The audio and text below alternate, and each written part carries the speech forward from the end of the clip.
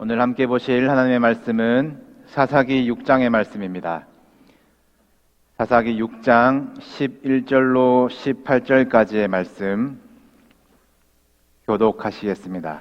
11절로 18절까지의 말씀 제가 먼저 한 절을 읽겠습니다.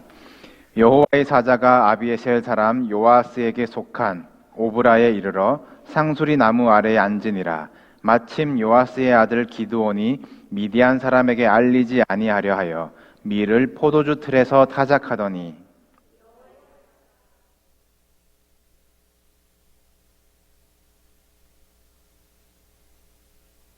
기드온이 그에게 대답하되 오 나의 주여 여호와께서 우리와 함께 계시면 어찌하여 이 모든 일이 우리에게 일어났나이까.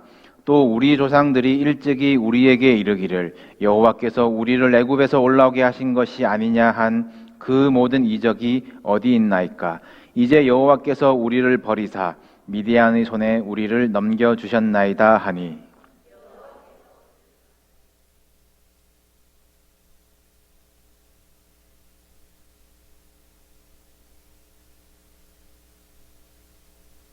그러나 기드온이 그에게 대답하되 오 주여 내가 무엇으로 이스라엘을 구원하리이까. 보소서 나의 집은 므낫세 중에 극히 약하고 나는 내 아버지 집에서 가장 작은 자니이다 하니.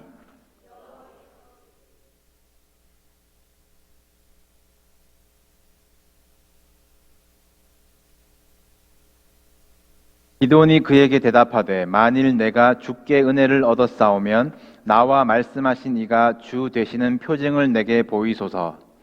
내가 예물을 가지고 다시 주께로 와서 그것을 주 앞에 들기까지 이곳을 떠나지 마시기를 원하나이다 하니. 그가 이르되 내가 너 돌아올 때까지 머무르리라 하니라. 아멘. 지난주에 룻의 이야기를 보시면서 배경 시대였던 사사 시대에 대해서 잠깐 말씀을 드렸습니다. 한 구절로 시대 상황이 요약되었지요. 그때에는 이스라엘의 왕이 없었으므로 사람마다 자기 소견에 옳은 대로 행하였더라. 여러분, 이스라엘의 왕이 없었습니까? 네, 사람들이 생각하는 왕은 없었습니다. 그런데 하나님이 왕이 되시지요. 하나님이 왕이신데 이스라엘 백성들은 몰랐습니다. 하나님이 어떠한 분인지 너무나 무지했어요. 하나님의 법을 알지 못하여 자기 소견에 자기 마음대로 행하던 사사 시대였습니다. 전쟁을 그렇게도 많이 했던 사사기의 이야기이지만 아무도 만군의 여호와를 부를 줄 모릅니다. 사사 시대 이후 처음으로 하나님을 만군의 여호와로 부른 사람이 사무엘의 어머니 한나예요. 한나는 하나님과 심정을 통한 여인입니다. 하나님을 아는 여인이었어요. 그녀가 만군의 여호와를 고백하며 사무엘을 드릴 때에 사사시대가 끝이 나는 것입니다. 사사시대가 암울했던 이유가 무엇입니까? 우리가 때로 환난을 맞는 이유가 무엇입니까? 이스라엘 백성들이 광야를 헤맨 까닭이 무엇이었습니까? 우리 신명기 8장 3절을 보시면 광야 생활의 핵심 구절입니다. 우리 함께 읽어보실까요? 다 같이 시작. 너를 낮추시며 너를 줄이게 하시며 또 너도 알지 못하며 내 조상들도 알지 못하던 만나를 내게 먹이신 것은 사람이 떡으로만 사는 것이 아니요 여호와의 입에서 나오는 모든 말씀으로 사는 줄을 내가 알게 하려 하심이니라. 하나님을 알아가는 것이 신앙의 싸움입니다. 하나님은 우리가 말씀으로 살아가는 법을 알게 하려 하심이니라. 알려주려고 하세요. 사사기에서 왕이 없다며 법이 없다며 말씀이 없다며 제 마음대로 살아가는 이 이스라엘 백성들에게 하나님은 역시 무지하고 연약한 지도자 한 명을 붙드셔서 하나님의 하나님 되심을 알려주는 이야기가 바로 사사기입니다.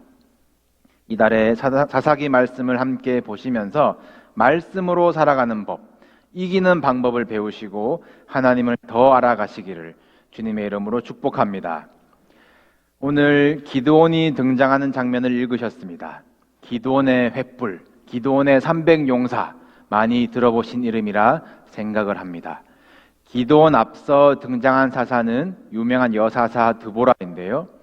드보라 덕분에 성경 마지막에 보면은 40년 동안 평온하였더라. 이제 잘 된 것 같지만 6장은 다시 시작하기를 이스라엘 자손이 또 여호와의 목전에 악을 행하였으므로 라고 나옵니다.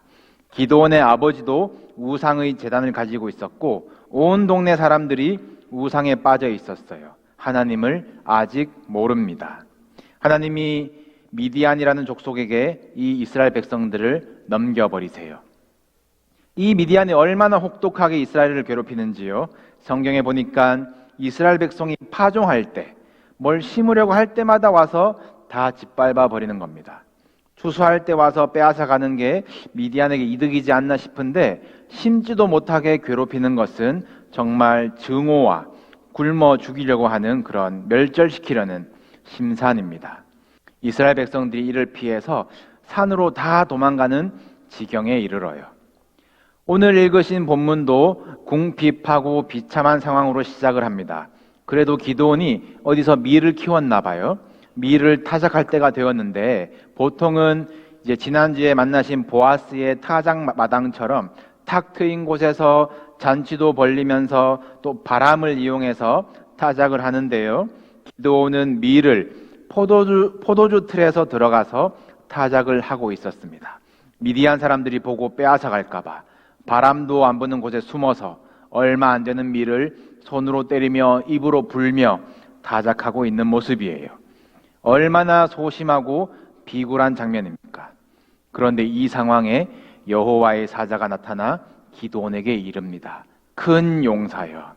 원어대로 표현을 하자면 강한 용사여. Mighty warrior. 지금 기드온이 강해 보이십니까? 기드온도 어이가 없지요. 놀리는 건가 싶을 겁니다. 큰 용사여 여호와께서 너와 함께 계시도다. 이에 대해서 기드온이 따지기 시작합니다. 우리 13절을 다시 한번 보실까요? 13절을 보시면 제가 읽겠습니다. 기드온이 그에게 대답하되 오 나의 주여 여호와께서 우리와 함께 계시면 어찌하여 이 모든 일이 우리에게 일어났나이까? 또 우리 조상들이 일찍이 우리에게 이르기를 여호와께서 우리를 애굽에서 올라오게 하신 것이 아니냐 한 그 모든 이적이 어디 있나이까? 이제 여호와께서 우리를 버리사 미디안 손에 우리를 넘겨주셨나이다 하니 우리가 얼마나 강조됩니까? 우리 뜻대로 소견대로 되지 않았다라는 것이에요. 우리가 원하는 건 이런 삶이 아니라는 겁니다. 바로를 꺾고 홍해를 가르셨건 말건 우리를 이 상황에 둔 하나님은 원어대로 보시면 절대 하나님이 아니다라는 기드온의 말이에요. 하나님을 너무 모릅니다. 어찌 하나님이 그 백성을 버리십니까? 왜 하나님이 너와 함께 계시다는 말에 전혀 위로가 안 되고 감사가 안 되는 말이 되어버렸습니까? 이것이 하나님 앞에서 여러분의 반응이 아닌지 돌아보시기 바랍니다. 하나님 왜 이러십니까? 전능하시다면서요. 하나님이 함께 하신다면 내 삶에 이런 일이 일어나면 안 되지요. 내가 하나님께 순종하는 것이 아니라 하나님이 나에게 충성하세요. 내 삶에 딱딱 맞춰보세요 좀. 이것이 지금 기도원의 모습이고 우리의 모습입니다. 여기에 대한 하나님의 처방은 무엇입니까? 하나님을 알게 하시는 거예요. 하나님을 경험하게 하시는 겁니다. 14절에서 하나님께서 다시 말씀하십니다. 함께 읽어보실까요? 다 같이 시작. 여호와께서 그를 향하여 이르시되 너는 가서 이 너의 힘으로 이스라엘을 미디안의 손에서 구원하라. 내가 너를 보낸 것이 아니냐 하시니라. 이 너의 힘으로는 기도원의 힘으로 구원을 하는 것이 아니라 너를 통한 나의 힘으로라는 말이에요. 하나님은 직접 구원하실 수 있지만 하나님의 목적은 우리를 통해서 일을 하시며 또 우리로 하게 하시는데 하나님의 계획과 은혜가 있는 거예요. 말씀대로 사는 법을 알게 하시려는 겁니다. 말씀대로 사는 법은 하나님의 약속을 믿고 순종하는 거예요. 그런데 우리는 어떻게 살아갑니까? 나름 합리적인 소견대로 살아가겠다. 계산하고 따지지요. 기도원을 한번 보세요. 15절입니다. 다 같이 15절 시작. 그러나 기도원이 그에게 대답하되 오 주여 내가 무엇으로 이스라엘을 구원하리이까? 보소서 나의 집은 므낫세 중에 극히 약하고 나는 내 아버지 집에서 가장 작은 자니이다 하니, 이 집은 절대 약한 집이 아니에요. 기드온의 아버지 집에는 바알의 제단과 아세라상이 있었는데 이 말은 이 집이 이 동네의 유지였다는 말입니다. 그리고 이 우상들을 나중에 기드온이 부수러 가는데 종 10명을 데리고 가요. 절대 약하고 없는 집이 아닙니다. 말씀대로 사는데, 하나님을 알아가는데 가장 방해를 하는 것이 이런 세상적인 계산, 나의 소견이에요. 기준이 없이 살면 말씀 순종하는데 1000만가지 변명이 일어납니다. 이래서 안 되고 저래서 안 되고 지금은 안 되고 내년엔 해보고 싶은데 내년 되면 또 안 되고, 그런데 말씀을 삶의 기준으로 삼고 순종하기로 마음을 먹으면, 하나님의 도우심을 구하면 환난 가운데도 길이 보이는 거예요. 우겨쌈을 당해도 요동치 않는 겁니다. 믿어지시길 바랍니다. 여러분이 잘나서 하나님이 자녀 삼아 주시고 큰 용사라 불러주시는 게 아니에요. 하나님이 아들아 딸아 불러주시면 그렇게 되는 것이고, 하나님이 함께 하시면 큰 용사가 되는 거예요. 말씀을 기준 삼고 말씀대로 살아보려 도전하는 여러분 되시기를 축복합니다. 오늘 본문에서 기드온이 가진 가장 큰 문제는 먹고 살기 힘든 상황도 아니고 이 미디안의 위협도 아닙니다. 하나님이 누구며 어떤 분이신지 알지 못하는 것이 가장 큰 문제였어요. 대화 중에 기드온은 계속 하나님을 엘로힘으로 표현을 합니다. 제대로 표현을 하자면 계속 신이시여라고 표현을 하는 거예요. 하나님을 알지 못하니까 계속 표징을 구하고 증거를 구하고 누군지 확인해보고 싶은데 이분이 떠날까봐 예물 가지고 올 때까지 기다려 주십시오 부탁을 하는 기드온입니다. 그런데 또 하나님은 또 기다려 주세요. 하나님이 누구신지 알려주기를 원하시기 때문입니다. 기드온이 예물을 가지고 옵니다. 염소 새끼와 무교병과 고기와 또 국을 가지고 오는데 이런 제사 성경이 없거든요. 말씀을 전혀 모르는 기드온입니다. 하나님의 사자가 바위 위에 무교병을 올리라 그러고 국을 그 위에 부으라고 이야기를 합니다. 아마 성경 최초의 국밥이 아닌가 싶은데, 이 바위 위에 이 밥상을 차려놓았는데 불이 나와서 살라버리고 여호와의 사자는 떠나서 보이지 않습니다. 그제서야 기드온이 말합니다. 우리 22절 함께 보실까요? 22절 다 같이 시작. 기드온이 그가 여호와의 사자인 줄을 알고 이르되 슬프도소이다. 주 여호와여 내가 여호와의 사자를 대면하여 보았나이다 하니, 그가 여호와의 사자인 줄 알고, 이 알고는 깊이 안다, 체험하여서 안다라는 말이에요. 그리고 이 말은 무슨 말입니까? 이전에는 하나님인 줄 몰랐다는 말이에요. 이제서야 두려움이 몰려옵니다. 슬퍼하는 기드온에게 하나님의 말씀이 다시 임하세요. 우리 23절, 24절을 다시 읽으시겠습니다. 시작. 여호와께서 그에게 이르시되 너는 안심하라, 두려워하지 말라, 죽지 아니하리라 하시니라. 기드온이 여호와를 위하여 거기서 제단을 쌓고 그것을 여호와 샬롬이라 하였더라. 기다려주시고 알려주시는 하나님이 이제 위로해 주십니다. 기드온이 하나님을 깊이 경험을 해요. 기드온이 거기서 제단을 쌓고 이름을 여호와 샬롬이라고 부릅니다. 평강의 하나님. 이제 하나님이 어떤 분이신지 구체적으로 알아가는 기드온이에요. 여호와 샬롬, 평강의 하나님. 성경이 말하는 샬롬은 하나님과의 관계가 건강한 상태를 이야기를 합니다. 그것을 구분하기 위해서 우리는 평안이 아니라 평강이라고 이야기를 해요. 평안과 평강을 구분하시길 바랍니다. 드보라가 다스린 이후 40년 동안 평온했대요. 평안하였다는 것입니다. 먹고 살기는 좋았지만 우상이 세워지고 하나님과의 관계는 점점 틀어지고 병들어 갔었습니다. 세상적으로 잘 되고 잘 먹고 잘 살아서 평안하지만 내면의 미래에 대한 불안함과 두려움을 극복하지 못해 우상들에게 평안을 비는 그런 평안이 있고, 먹고 살기 궁핍하고 미디안 호시탐탐 노리고 있고, 구석에 쪼리고 숨어서 하루를 먹고 살 밀타작을 하는 삶일지라도 하나님이 누구신지 알게 되면 평강한 거예요. 새해 다른 복보다 하나님이 누구신지 경험하고 여호와 샬롬을 부르는 여러분 되시기를 주님의 이름으로 축복합니다.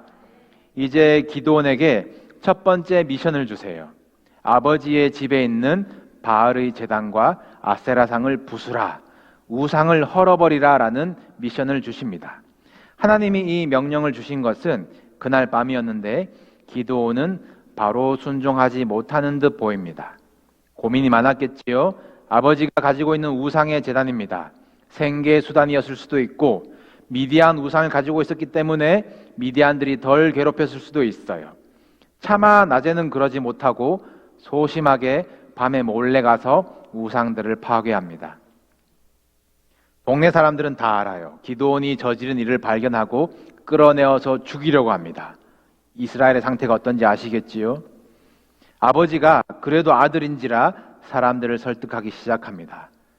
바알의 제단을 파괴했으니 바알이 직접 벌하겠지. 우리 한번 지켜봅시다. 그렇게 기드온은 생명을 유지합니다. 식은땀을 흘리면서 이 일이 넘어갑니다. 조금씩 천천히 아기가 걸음마를 연습하듯이 순종이 연습되어지는 기드온이에요. 그리고 나서 기드온에게 일어난 일이 여호와의 영이 기드온에게 임하시니, 성령이 임하기 위해서 내 안의 우상들을 제거해야 하는 원리를 아시겠지요? 여호와의 영이 임해서 기드온이 나팔을 부는데 돕는 사람들이 일어납니다. 이스라엘 곳곳에 군사들이 일어나게 되고 32,000명이 모이게 되어요. 또다시 기드온에게 두려움이 엄습합니다. 나를 통해서 하나님이 하실 텐데, 기드온은 생각하기를 아직 내가 감당할 수 있을까? 아직까지 자기 힘이 걱정되는 거예요. 하나님께 표정을 구합니다. 하나님, 양털 한 뭉치를 마당에 두겠습니다. 밤사이에 이슬이 내려서 양털만 젖고 마당은 마르면 주님이 이미 말씀하신 대로 순종하겠습니다. 또 뒤를 걸어요. 성경은 다른 말 하지 않고 그대로 된지라 응답하십니다. 기도는 또 굳이 그걸 또 짜봅니다. 양털에서 물이 나와 그릇에 물이 가득해요. 기드온이 얼마나 소심한지 또 여쭙습니다. 누가 양털이 온 이슬을 흡수한 건 아닌가? 하나님, 그럼 이번에는 반대로 마당은 젖는데 양털은 마르게 해주십시오. 순종하겠습니다. 또다시 하나님께 거래를 합니다. 성경은 다시 그대로 행하시니 라고 응답하세요. 순종의 사람이 되도록 기다리시고 알려주시고 위로해 주시고 증거해 주시는 친절한 하나님이십니다. 하나님은 당신이 누구신지 천천히 알려주시면서 또 순종의 난이도를 조금씩 올려가세요. 하나님은 기드온에게 32,000명 너무 많다. 너 힘으로 이겼다 스스로 자랑할까 하노니 두려워하는 자를 돌려보내라. 그렇게 요구를 하세요. 그래서 기드온이 두려워하는 자는 집으로 가십시오 그랬더니 22,000명이 집에 가고 10,000명이 남습니다. 하나님은 아직 많다고 하세요. 개울가에서 물 먹는 방법으로 300명을 추려내시고 이 300명으로 싸우게 하십니다. 기드온의 300용사, 무슨 300정의 용사가 아니에요. 소심한 기드온과 어쩌다 남은 300명입니다. 숫자와 힘의 전쟁이 아니라 하나님이 누구신지 배우는 순종의 전쟁이기 때문이에요. 우리와 별반 차이 없어 보이는 인감이 넘치는 이 소심한 기드온, 가만히 있었겠습니까? 바로 내려가서 미디안의 숫자와 힘을 확인합니다. 성경은 기드온이 내려가 본즉 미디안 군대가 메뚜기 떼 같고 낙타들은 해변에 모래같이 많았다라고 그래요. 얼마나 두려운 모습입니까? 기드온 정말 징하지요? 그걸 꼭 봅니다. 순종의 승리까지 얼마나 험난한지 또 하나님은 다시 꿈을 통해 기드온에게 알려주세요. 미디안의 그 군사들을 보러 내려간 길에 미디안 군사를 만납니다. 숨어서 듣는데 미디안 군인이 자기가 꾼 꿈을 이야기를 해요. 어떤 사람에게 말하는 꿈이었습니다. 꿈에 보리떡 한 덩이가 미디안 진영으로 굴러 들어오는데 그 보리떡이 장막을 치고 쳐서 무너뜨리고 엎었다라는 꿈이었어요.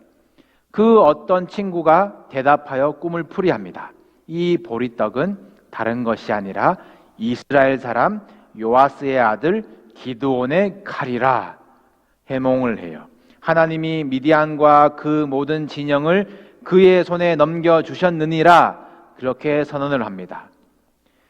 다른 표정들을 보고 하나님의 천사를 만나고 경험을 하고 끝없이 의심을 하고 증명해 주셔도 순종할 듯 되지 않던 그 기드온이 누군지도 모를 이들의 대화 가운데 꿈풀이 가운데 하나님을 경배하고 300명으로 전쟁 속으로 들어갑니다. 여기서 기드온을 결단하고 순종으로 이끈 말이 무엇이었을 것 같습니까? 바로 보리떡이었습니다.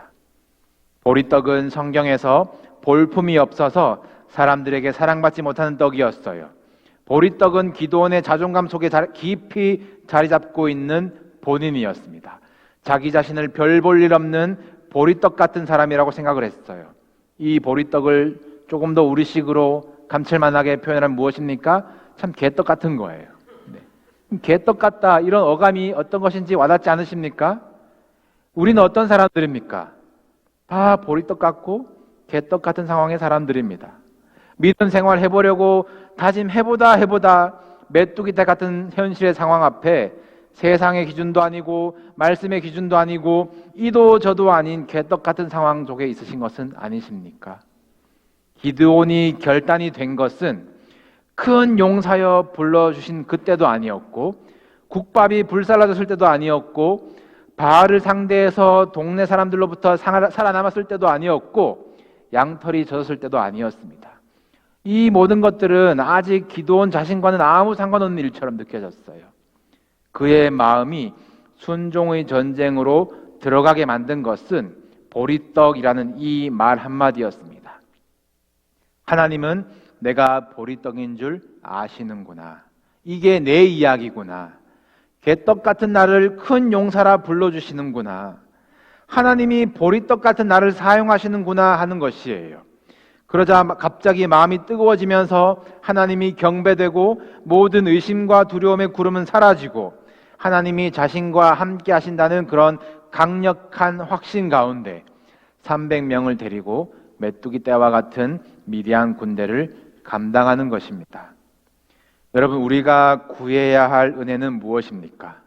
성경의 이야기가 성경에 있었던 그런 과거의 사건이 아니라 예전에 전능하셨던 그 하나님이 아니라 지금도 살아계시고 기다리시고 알려주시면서 위로하시고 이 말씀이 오늘을 살아가는 나에게 주신 은혜, 그 은혜를 구하시기 바랍니다. 하나님이 없이 자신이 강한 용사인 줄, 평안한 줄 착각하지 마십시오. 보리떡 같은 우리가 큰 용사가 되는 것은 오늘도 하나님이 함께 하시기 때문입니다. 상식으로는, 합리적인 생각으로는 순종의 싸움에서 이길 수가 없습니다. 우리의 힘으로는 이길 수가 없어요. 오늘 우리의 싸움은 단순히 어떻게 먹고 살 것이냐 하는 것이 아니잖아요.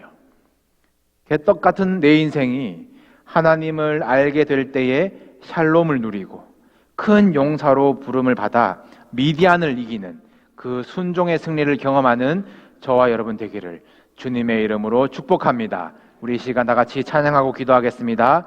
나의 안에 거하라. 나는 내 하나님이니 모든 환난 가운데 너를 지키는 자라. 어떤 분이신지 하나님을 알아가시기를 바랍니다. 함께 찬양하시겠습니다.